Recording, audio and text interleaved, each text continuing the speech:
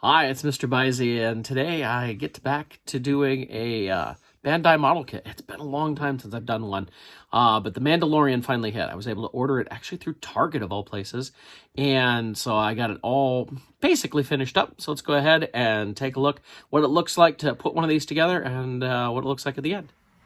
So we'll note that I did start by chrome painting a bunch of these with spray paint chrome. That was the original gray color, and you can see the chrome color. And I do have a chrome pen to use to make touch-ups on this.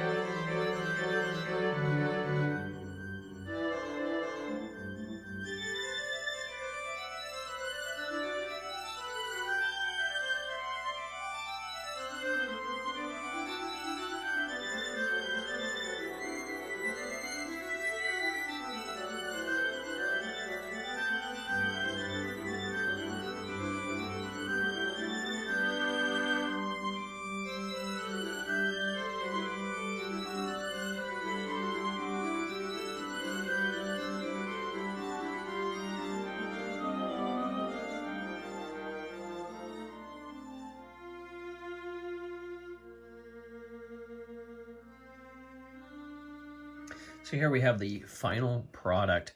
I messed up a little bit on this. What happened is when I put the chest plate on right here, you're supposed to hook the cloth cape into it. And I did that, but I didn't hook it in all the way like you're supposed to. And so I had to take the chest plate back off, which then broke the tabs in here. So then I had to use glue, and I ended up with a little bit of stiff parts in here and had to use, I don't really normally like to use glue on these, but I had to do it this time. So as you can see, I've got him holding the Darksaber. This is a sticker on it. Although I'm looking in the camera, it actually looks pretty good. It's not bad. In person, I don't think it looks great, but the armor is very silver. The chrome came out pretty good. What I like about this chrome paint is it's like it can be like very shiny, and then you handle it on plastics and it kind of dulls the shine a little bit, but you can see it still reflects really well, which is what I like. And it looks a little more realistic. I mean, Mando's armor wasn't like, you know, chrome metal that you could see yourself in, like Captain Phasma or something like that. He does have the spot to hold the spear, and this was one of the other issues I had in trying to put the spear in it. Because I painted it ahead of time, it was a little too thick to fit in there, so I'm trying to force it, and I end up snapping. So it's actually taped together now, but I'm just going to leave it there anyway. I do have his jetpack on with the cape going over it because it's completely advised, right? I can put it over here, I guess, or whatever. I do like the cloth cape. I like the way it looks coming out of his armor there. It looks even better without the jetpack on. A lot of good details I put on. A lot of decals. I didn't put them all on. There's some things like there's little silver details I just painted in, and there's other stuff that is decals actually. But you know, I especially like the way that this decal on his shin looked. Like I painted it silver. I was like, ooh, should I have done that? And yet, now that I've got the decal on, it looks so much better. Some of these decals, you don't even realize they're decals, and then you put them on, and they look really good. It's what I do like about this stuff. And in the end, I mean, it's as good as you paint it, too. You can add plenty of details. Here's the rifle. I did put some chrome paint on this using a paint pen. It probably needs a few more things, like his gloves still need a few more things in that. It did come with some extra parts, lots of extra parts. Extra hands, obviously, to hold his rifle, to hold the pistol. And then it came with a whole bunch of Boba Fett parts, because a lot of parts came from Boba Fett. And so there's a bunch of extra parts that aren't even included in the instructions. All it just says you don't use these. And looking back at them, it's like, oh, this is like Boba Fett legs, and this is Boba Fett helmet. You can see the dent in the helmet and everything. So, you know, they reuse some parts from that, which makes sense. You know, there's some similarities there, so they can do that. In the end, I'm very, very happy with it. So I wanted to compare this to the Black Series. As you can see, they are about the same size. I don't know if it shows on the camera as much. I'm looking through the camera here. They look very similar in silver, although the Black Series one is a little duller. It's more of a dull gray where we get the shiny silver. A little more Beskar in the armor there. I do like that the Black Series, this is the Target exclusive one, came with the finder here, which was cool, and this one didn't. But in the end, you know, you look at them, you see a lot of the little things. And there's a little more detail in the model kit. Some of it's because I painted, but like I look at that armor on the leg there, and the detail on the model kit's so much better. It really blows me away how much better that is. And a lot of the detail is the same, either from what I painted or whatever. This does have the cloth cape, or not cloth cape, the plastic cape. You can put the jetpack on, of course, as well as I've had his rifle strapped to his back. Doesn't come with Darksaber, doesn't come with Spear. They haven't done one that came with Spear. Now, of course, his helmet comes off because it's that version, but I was more wanting to compare details and paint than anything.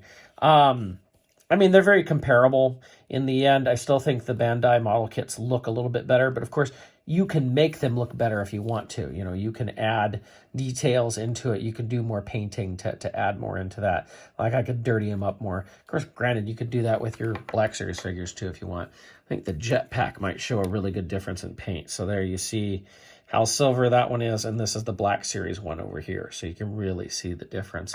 I think it's a cool thing. I've never thought about using Bandai to go in with Black Series.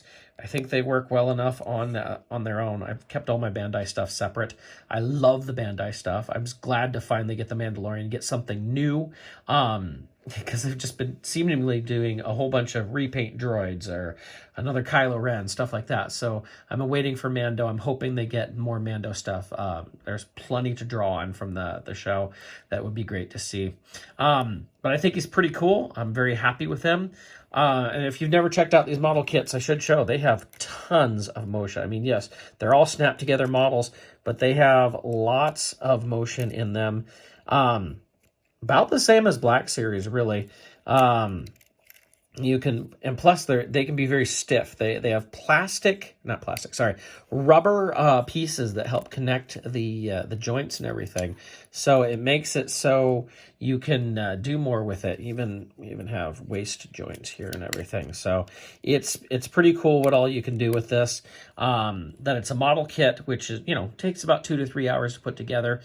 You can detail it up as much as you want, and then, you know, it's a fully posable action figure, which I think is really cool. I think the cloth cape is nice. I wish I'd done mine a little bit better. You can see extra pieces kind of sticking up here because this is really stiff down here because of the super glue, unfortunately. That was a mistake I made. Always make sure you read the instructions fully before trying to put something together. But in the end, I think it's pretty darn cool.